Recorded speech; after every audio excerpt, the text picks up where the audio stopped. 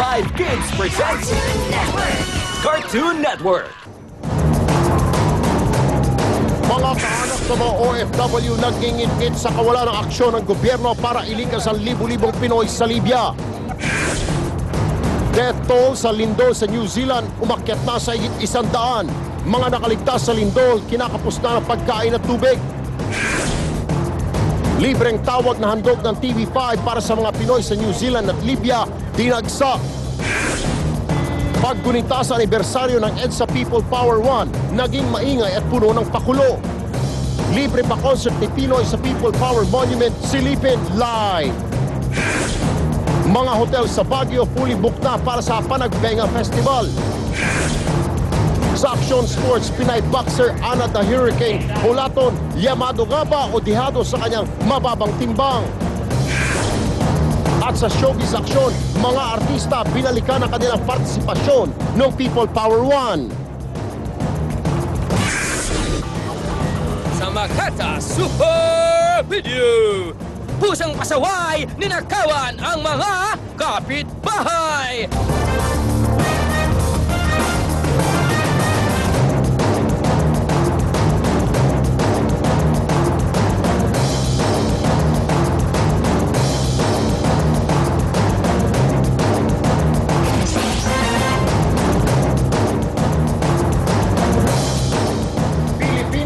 Magandang gabi. Ngayong 25 ng Pebrero. Ang maaksyong balita.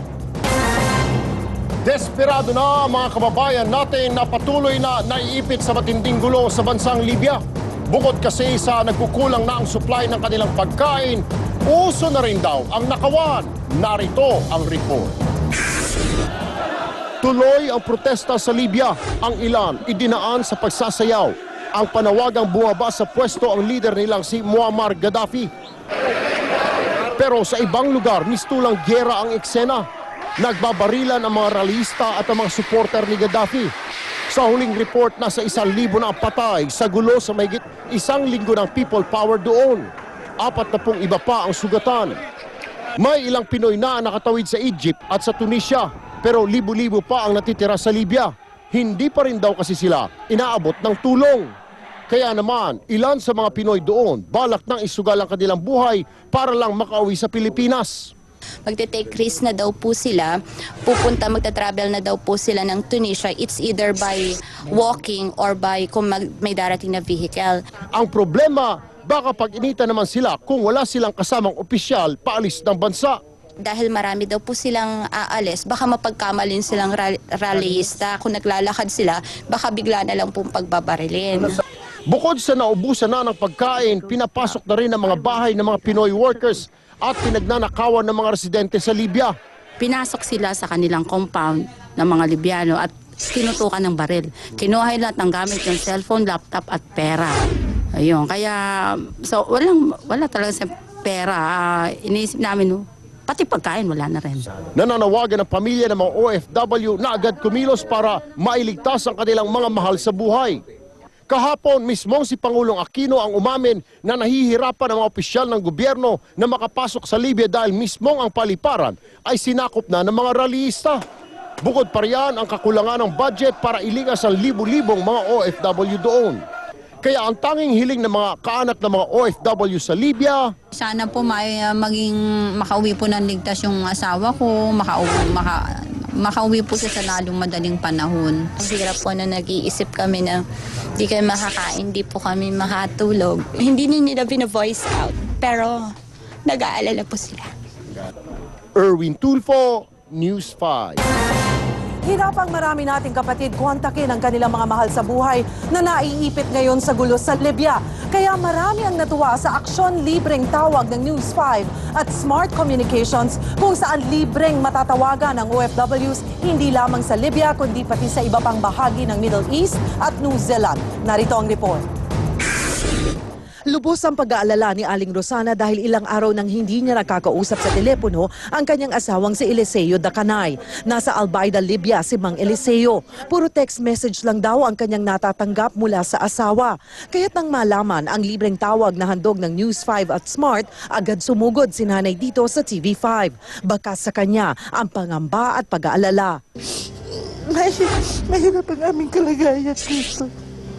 Hindi namin makausap sila. Pasensya na po kayo, talagang napaiyak po ako. Umpisa nung gulo, talagang hindi namin sila nakausap. Para mapanatag ang kanyang loob, tinawagan namin ang kanyang asawa. Ilang beses din kaming sumubok bago namin na-contact si Mang Eliseo. Tay! Oo. Oh, kumusta? Kumusta? Anong kalagayan niyo dyan? Ayos naman. Matagal na ko kumukontak dyan. Wala. Di ba tanggap ang text ko? Lahat ng text mo tanggap namin, sinasagot kita.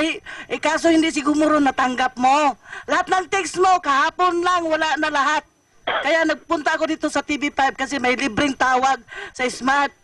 Si Aling Vivian naman, 28 taong nanirahan sa Benghazi, Libya bago umuwi ng bansa. Hindi man siya inabutan ng matinding gulo, mabigat ang kanyang dibdib, lalo't naiwan niya roon ang kanyang 2 anak. Miyerkules pa raw sila huling nagkausap. The other day, na ano po yung balita, so ninervyos ako. Nagload ako, almost 500 pesos, no? From 12 o'clock to 6 o'clock p.m., hindi ko na sila makontak hanggang naubos ang load ko. Malaki ang pasasalamat ng iba pa nating kapatid sa Aksyon Tawag. Pahirapan daw kasi ang komunikasyon at nakakaubos ng kanilang budget ang pagtawag sa kanilang kaanak. Kasi kung magpapaload ako lagi, imbis na pang-ulam na lang ang pagkain namin, napupunta pa sa load para makatawag lang sa mister ko. Kaya yun ang pasalamat ko na nagkaroon ng dito sa Channel 5.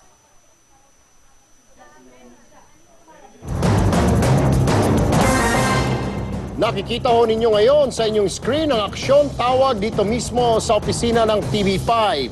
Libreng tawag ang hatid niyan para sa mga may kaanak sa Libya na nahihirapang makakontak ngayon. May libreng tawag din ho sa Bahrain, Yemen at New Zealand. Naglagay din dyan ng help desk ang Philippine Red Cross para tulungan kayong hanapin o i-trace ang inyong mga mahal sa buhay sa Libya. Alam mo kanina, Erwin, as early as 10, actually before 10, ay may mga ilang mga kababayan na tayong sumugod dito. Nagtungo na sila. Kagaya ngayon, mayroon dyan mga 10 asawa ng OFWs na nagtungo na ng DFA. Dahil ang sinabi sa kanila ng DFA ay maghintay na lamang kayo, wala pa tayong impormasyon, na-frustrate sila. Mula Pasay, talagang bumiyahe sila dito sa Novaliches para matulungan natin dito sa News 5. Kaya gayon din kanina sa programa namin sa Radyo 5, abay kami na mismo ang napilitan yung tawagan, yung mga kaanak, may mga callers kami, 3 yon at tumulong kami sa pagtatawag doon sa mga kaanak nila. Mahirap, medyo talagang mahirap makakonect doon sa Libya. Oo. At kanina may nakausap din tayo na isang nurse na talagang sumusugod na doon, yung mga locals, yung mga rebelde. Oo. Buti na lang hindi sila sinasaktan pero kinukuha ang kanilang mga pagkain. Delikado din daw lumabas dahil nga pag nakita yung sasakyan ay pinapababa at kinukuha ng mga rebelde yung sasakyan. Yun nga yung reklamo kagabi sa akin ng 3 mga misis ng mga OFWs na pinapasok yung kampo nila. Wala silang magawa kasi wala rin silang matawagan daw ng pulis dahil wala na yung pulis. Maging yung mga militar ay wala na yung mga militar. Lalo sa may Benghazi raw, sumama na yung mga militar at saka pulis sa mga rallyista. So, wala na raw silang hihinga ng tulong kung papasukin yung kampo nila. Kinukuha na yung mga pagkain nila, yung mga gamit, anything na valuable, binibit-bit ng mga rallyista. Ang nakakalungkot dito ay kagaya may ilan tayong mga kababayan na malayo sa embahada. Alam mo, ang sinasabi nila, kayo na lang ang bumiyahe.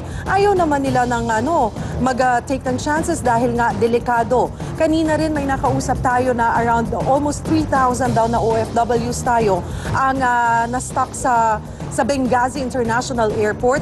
Ang katabi nitong airport ay binomba na.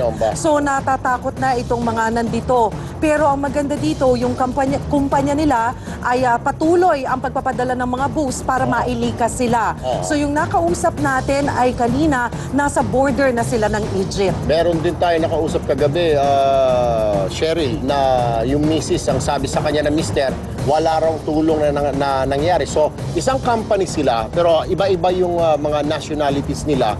I think they're working for a French company. Ang plano na nila kagabi raw, as early as like around 7 p.m. last night, 1,000 sila ay maglalakad na lang daw sila kasi wala silang masakyan. So lalakarin nila or palayo doon sa sa Tripoli, papuntang border na Tunisia. I believe mga nasa more than 100 kilometers yung layo noon eh.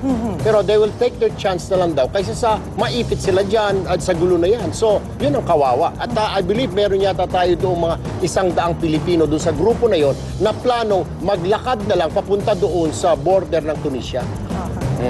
Mga kapatid, hanggang linggo pa ho ang aksyon libreng tawag na handog po sa inyo ng News 5 at Smart Communications. Bukas po yan mula alas 10 ng umaga hanggang alas 7 ng gabi. May help desk din po tayo na ibinigay po sa atin ng Philippine Red Cross. Pumunta lamang po kayo dito mismo sa opisina ng TV5, Quirino Highway, Novaliches, Quezon City.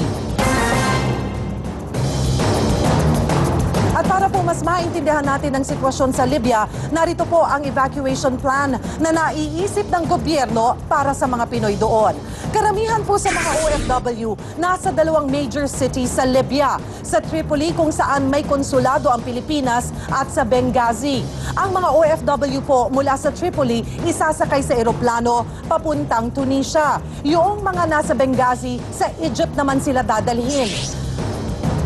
Mula po ang pangatlong ligtas na mga lugar na pwedeng puntahan ng mga OFW. Yun nga lang po, maaari lang silang isakay sa ferry. Mas mabagal na mas magastos pa. Kaya sa mga kapatid po nating may kamag-anak sa Libya, inuulit po namin, narito po ang mga numerong pwede ninyong tawagan. Para po sa evacuation sa Libya, pwede po kayong tumawag sa DFA hotline na 834-4580. Inuulit po namin, 834-4580. Susunod sa aksyon, 50 bangkay na recover sa gumuhong building sa New Zealand kung saan naipit din ang 14 na Pinoy.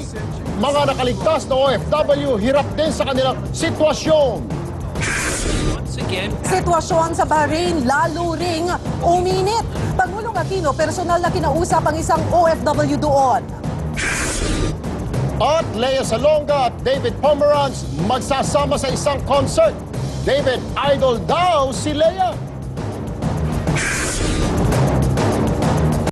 Whitening works best at night.